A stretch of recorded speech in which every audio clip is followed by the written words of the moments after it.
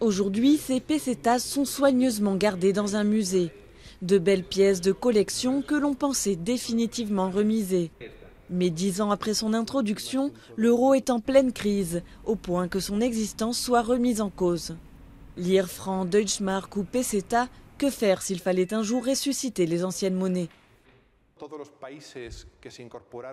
Tous les pays qui sont entrés dans la zone euro se sont retrouvés avec d'énormes stocks de métaux, avec des alliages très spécifiques. Je sais que dans certains cas, on en a fait des hélices de bateaux.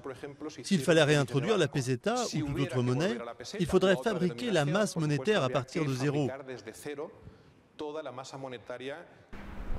L'Irlande, la Grèce ou le Portugal, la crise de la dette a déjà fait plusieurs victimes et les dirigeants de l'Union européenne ont du mal à trouver des solutions. La fin de l'euro reste un scénario de science-fiction, mais il n'est plus tabou pour les économistes. Il me semble raisonnable que les personnes, les entreprises et les gouvernements de la zone euro aient aujourd'hui un plan B et se préparent à ce qu'il pourrait arriver au scénario qui se présenterait si l'euro se désagrégeait.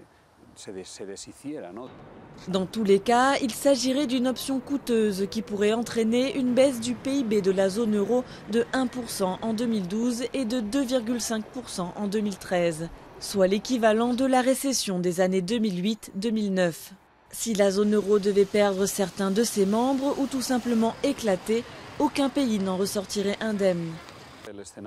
Le scénario de la rupture touchera de manière très asymétrique les pays du noyau dur de l'Europe et ceux de la périphérie.